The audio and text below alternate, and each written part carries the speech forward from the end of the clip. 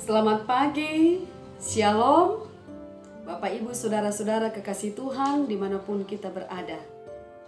Puji Tuhan, kita boleh diperjumpakan lagi lewat Renungan Harian Gereja Toraja, Jemaat Lanraki Biringkanaya, edisi Jumat 3 Juli 2020. Firman Tuhan akan menyapa kita pada saat ini. Firman-Nya itu terambil dari Roma pasal 7 ayat 7 dan ayatnya yang ke-8. Mari Bapak Ibu kita siapkan firman Tuhan dan kita memohon kekuatan di dalam doa. Mari kita berdoa. Terpujilah Engkau ya Tuhan pada pagi yang indah ini. Oleh karena kasih dan pemeliharaan-Mu, kami boleh bangun dengan selamat. Kami akan memulai segala aktivitas kami. Tuhan tolong kami, sehingga kami mengerjakannya dengan baik. Firman-Mu akan kami baca dan dengarkan. Kuasailah kami ya Allah Roh Kudus, agar firman-Mu kami pahami dan kami lakukan dalam kehidupan kami. Ampuni kami ya Tuhan. Di dalam Yesus Kristus kami datang mengucap syukur. Haleluya. Amin. Bapak Ibu Saudara-saudara yang kekasih di dalam Tuhan, mari kita membaca firman-Nya ini dari Roma pasal 7 ayatnya yang ke-7 dan ayatnya yang ke-8. Kita mulai dari ayat 7. Jika demikian, apakah yang hendak kita katakan?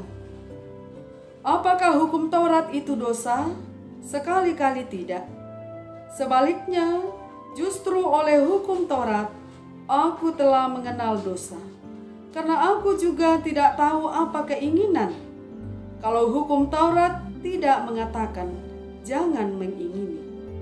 Tetapi dalam perintah itu, dosa mendapat kesempatan untuk membangkitkan di dalam diriku rupa-rupa keinginan.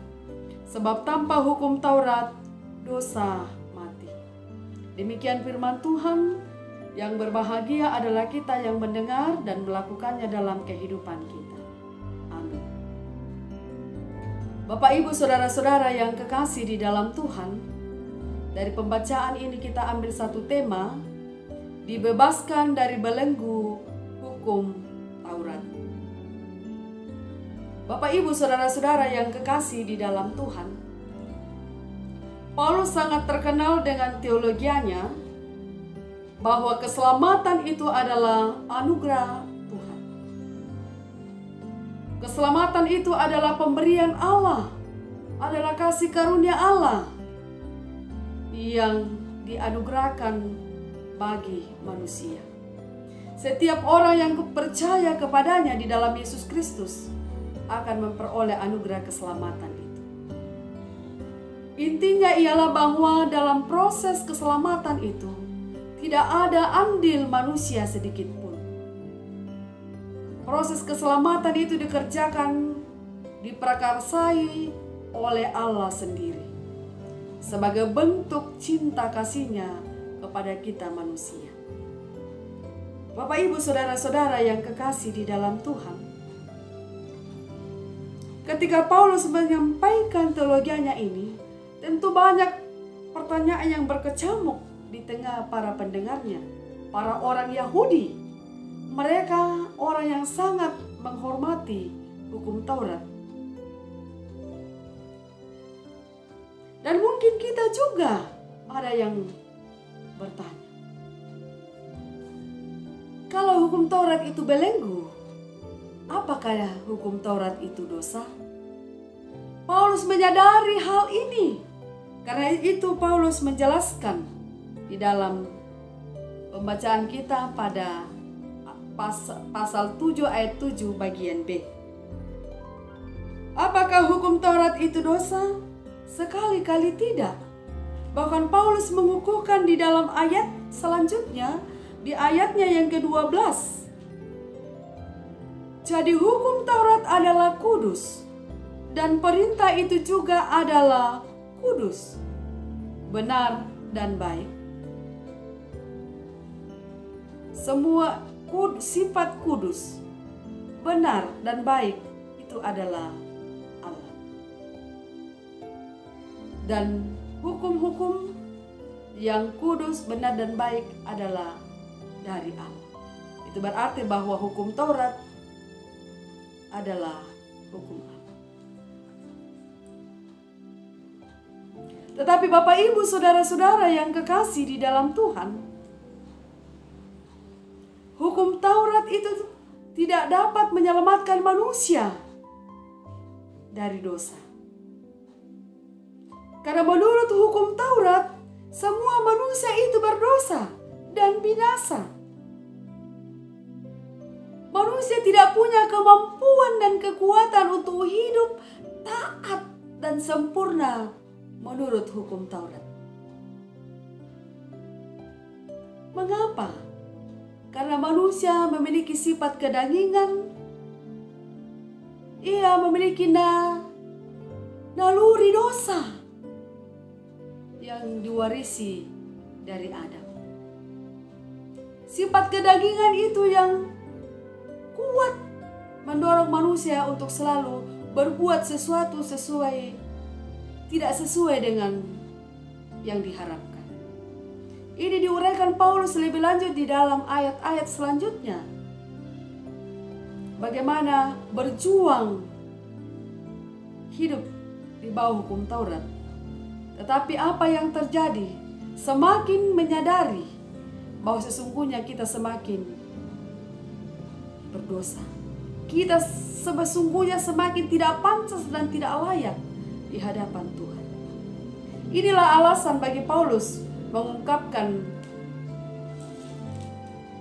perasaannya di ayatnya yang ke-24. Celakalah aku karena hukum Taurat. Celakalah manusia karena hukum Taurat.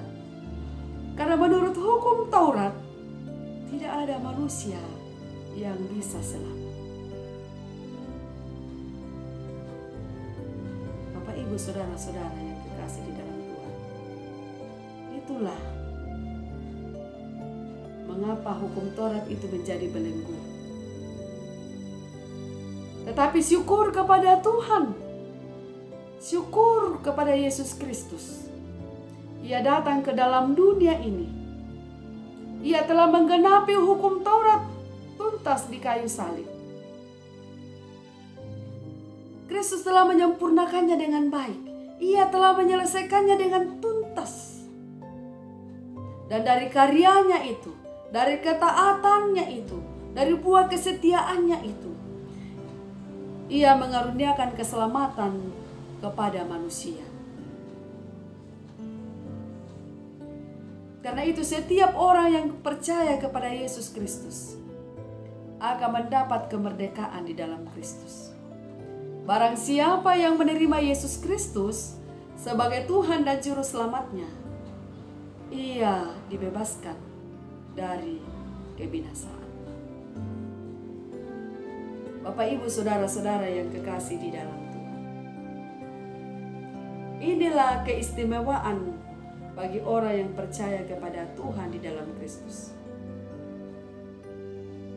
Kita tidak punya kuasa untuk bisa menyelamatkan diri. Kita tidak mampu hidup sesuai dengan hukum Taurat. Tetapi syukur bagi Tuhan, Yesus Kristus telah menyelamatkan kita.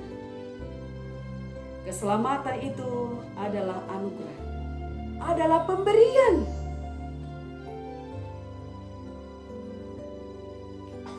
Dan itu berlaku bagi semua. Keselamatan berlaku bagi setiap orang, saudara dan saya.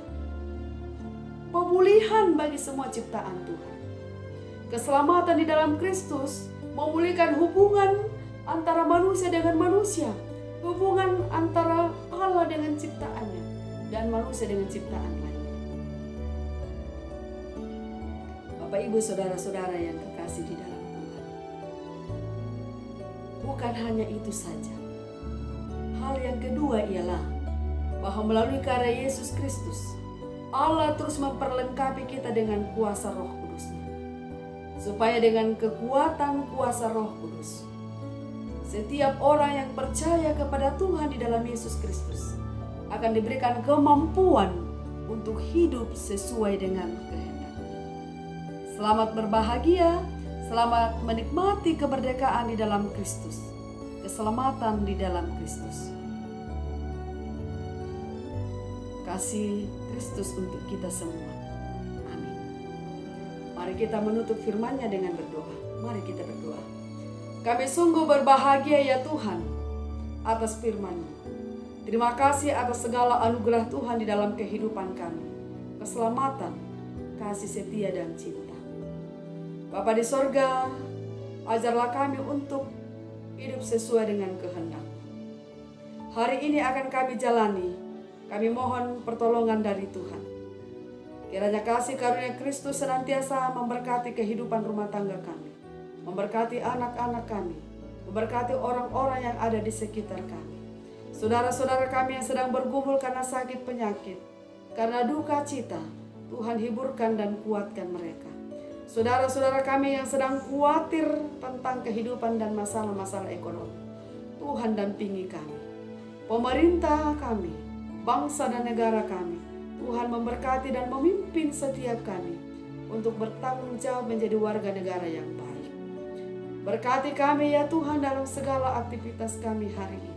Saudara-saudara kami yang bersuka cita hari ini karena berbagai hal, pertambahan usia, berkat kesuksesan dan lain-lain. Biarlah mereka tetap bersuka cita di dalam Kristus, karena sesungguhnya sukacita itu adalah karena anugerah Allah. Ampuni salah dan dosa kami ya Tuhan. Dengarkanlah seruan dan permohonan kami yang kami bawa di dalam anak-Mu Yesus Kristus. Itulah Tuhan dan Juru Selamat kehidupan kami. Haleluya. Amin.